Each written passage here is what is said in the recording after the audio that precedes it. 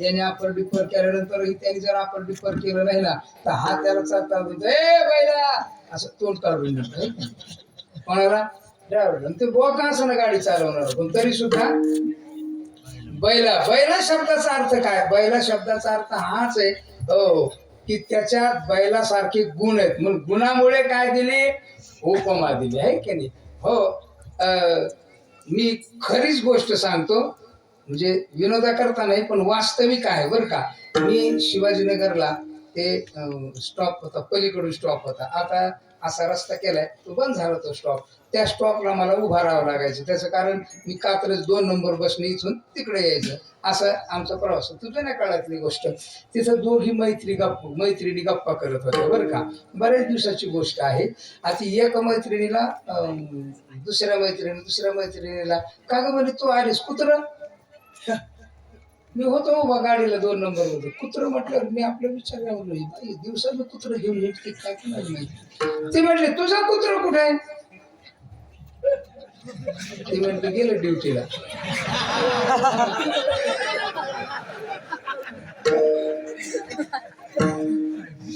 सत्य गोष्ट आहे बरं काही. 2 नंबर बस आहे बरं का विडाला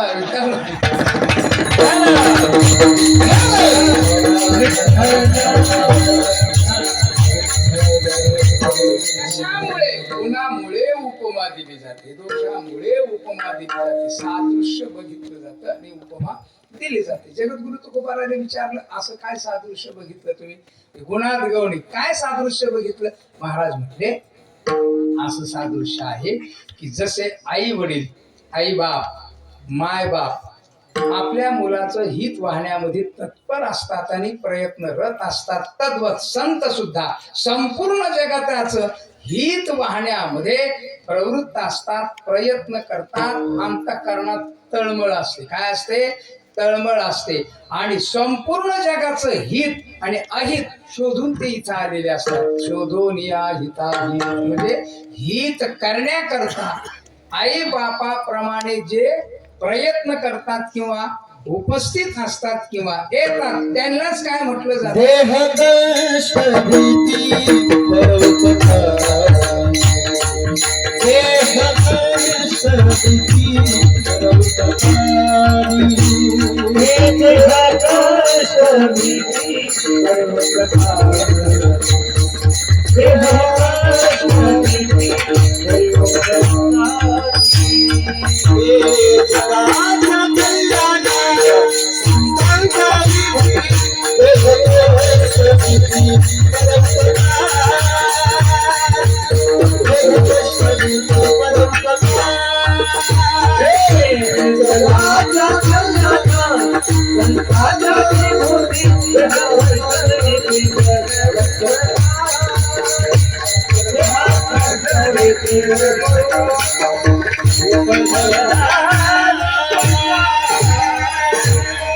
देह कष्टरीती परोपकार लोकांच्या हिताकरता अत्यंत प्रयत्नरत तकलीफ कितीही झाली तरी सुद्धा समाजाचं हितच वाहतात. हित वाहणं हे त्यांच्या अंतःकरणाच्या स्वभावाचा परिणाम म्हणून तर त्यांना माय बापाप्रमाणे हित वाहतात. मायबाप पुत्राचं जसं वाहतात तसं संपूर्ण समाजाचं हित. म्हणून जगद्गुरु तुकोबाराय म्हटले तुम्ही संत माय बाप कृपावंत कायमी पतित कीर्तिवान. जगद्गुरु तुकोबारायला विचारलं तुम्ही ठीक आहे संतांना उपमा दिली असं नाही उपमा दिली की माय उपमा जनाबाईला दिली बाप उपमा नामदेव महाराजाला दिली किंवा तुकोबारायला दिली असं असं काही आहे का.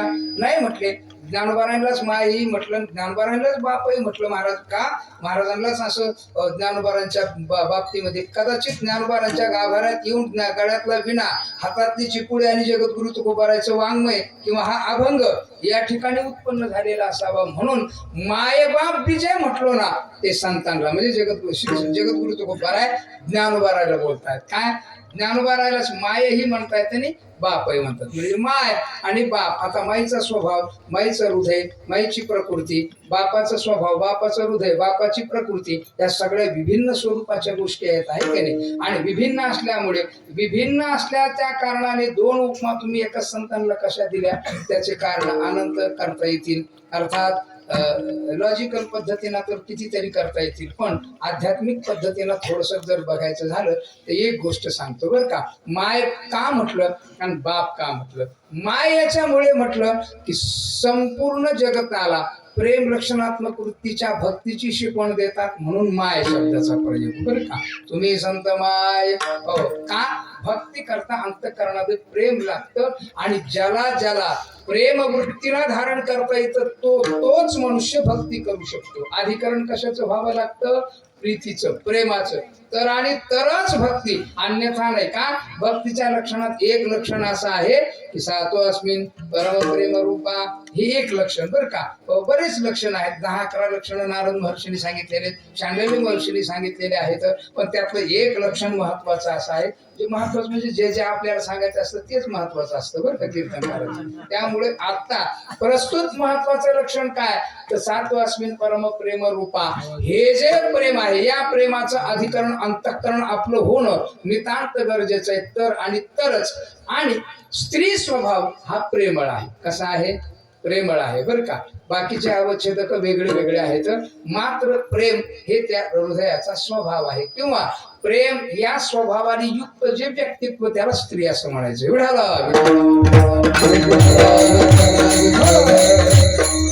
बऱ्याच गोष्टी येतात. समर्पण, प्रेम असल्यानं समर्पण होतं, प्रेम असल्यानं सेवा होती, प्रेम असल्यानं सगळ्या गोष्टी होतात. म्हणून प्रेम या शब्दाभोवती वारकरी संप्रदायातल्या सगळ्या वृत्तीला असं जोडून घ्यायचं असतं बरं का.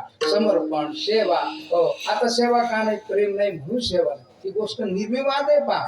हो, त्याला पर्यायच नाहीये राहिलेला. ही सत्य गोष्ट आहे. आता आपण आहेत ना निव्वळ विषय उपभोग संपन्न आहेत बरं का. हरिभक्त परायण नाही. हो, सांगू का शब्द?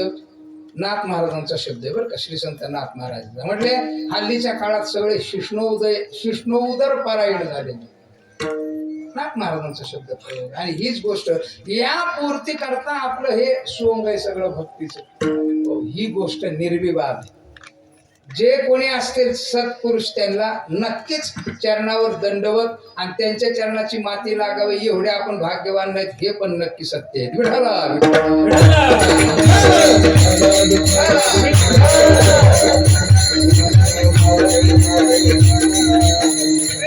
प्रेम हा महत्वाचा भाव आहे, महत्वाची गोष्ट आहे की त्या प्रेमाभोवती संपूर्ण वारकरी संप्रदाय फिरतो बरं का.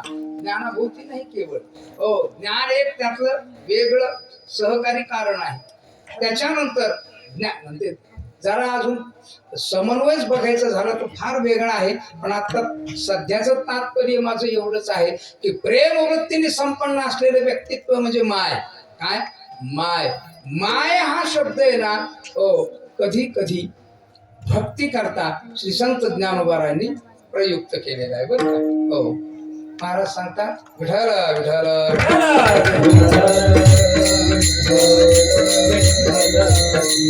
आरोग्य सत्ता मुरादी वासना सावळाची नयना दिसत असे काय करू माय.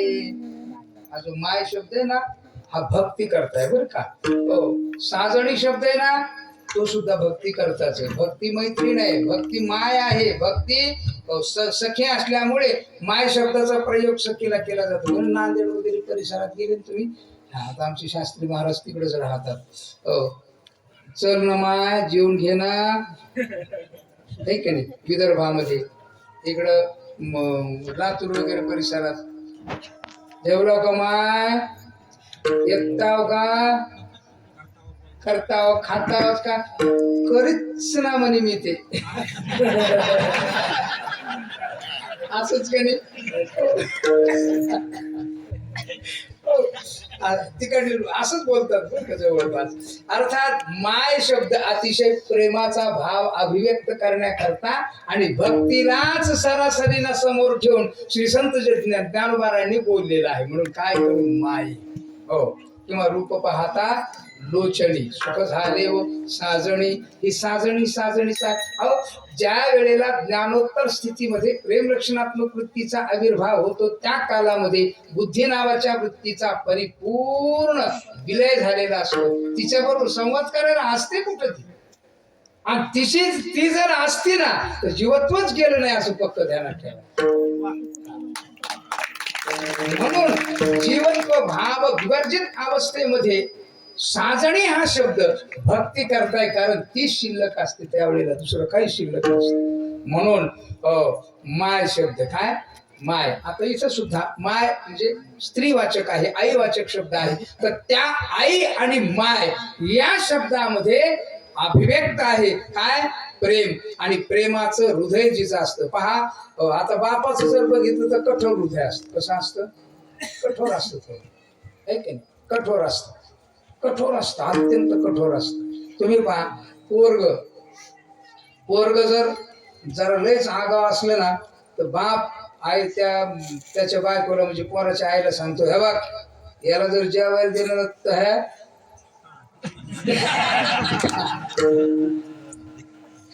मराठवाड्यात आहे ना मी, किती पुण्यात आणि सदाशिव पेठेत नेऊन घातलं तरी हा अंतर समाप्त होत नाही. खवळतो की नाही? आता पोराला जेवायला देऊ नये असं कोणाचं मत असतं? तरच हा सुधरत, तो भाग पुढचा आहे. पण इतका कठोर हृदयाचा असतो कोण? बाप. पण माय ती म्हणते हा नाही खरंच आहे तुमचं, नाहीच त्याला जेवायलाच द्यायचं नाही, त्याच्याशिवाय सुधारणारच नाही. त्या बापाने खुश होतो, बायको काय आपले ऐकणे ते सगळं विसरून जातो बाकीच.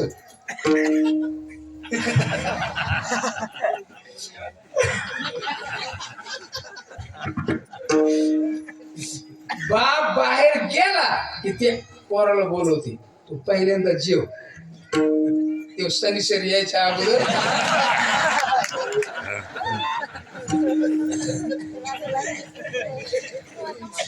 जवळपास अर्धी निम्मी मराठवाड्यात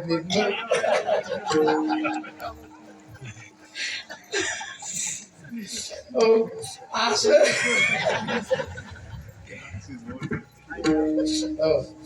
जेवायला घालते, फुल व्यवस्थित जेवायला घालते आणि त्याला सांगते तू जाय बरं आता जाय. थेट संध्याकाळी पोराला सांग. हे जे प्रेम हृदय आहे ना बापाकडे, पोरग झोपले आणि झोपलेल्या पोराला उठवायचे, आहे की नाही? झोपलेल्या पोराला उठवायचे. आता झोपलेल्या पोराला उठवायचे, आई उठवायला लागली ना तर ती अतिशय प्रेमाने उठायची. उठ बाळा, चंदू उठ. बायको असं उठत नसते का? कसं उठवते सांगू मला, लई तुमच्यापेक्षा डबल अनुभव आहे, तुला माहिती नाही.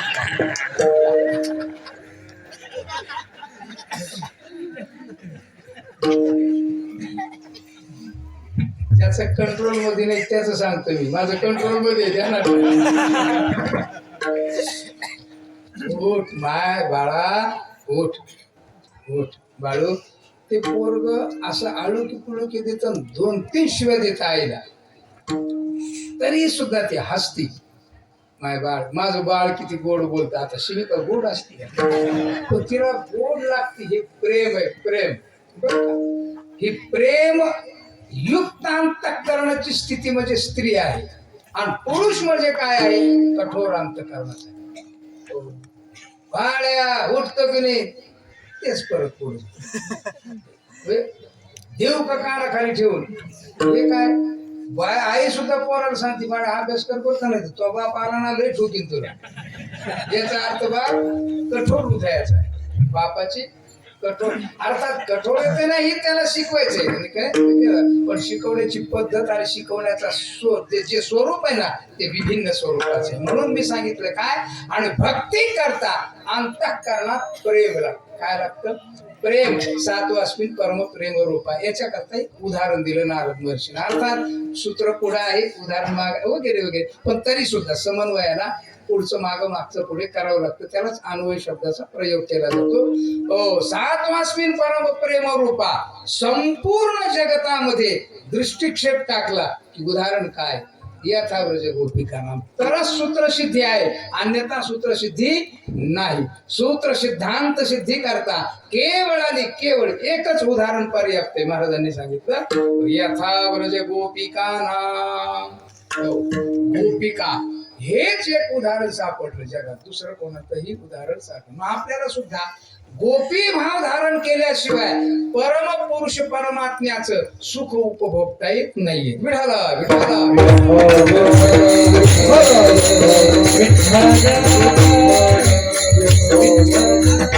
परम प्रेम पुरुष परमात्म्याचं सुख उपभोगा करता गोपी भाव धारण करावा. आणि तो गोपी भाव म्हणजे प्रेम लक्षणायुक्त अंतःकरण वृत्ती असणं. म्हणून प्रेम लक्षणात्मक वृत्तीच्या भक्तीची शिकवण जे देतात ना त्यांना माय शब्दाचा प्रयोग केला जगद्गुरु तुकोबारांनी. पुढे चला. बाप शब्दाचा का प्रयोग केला?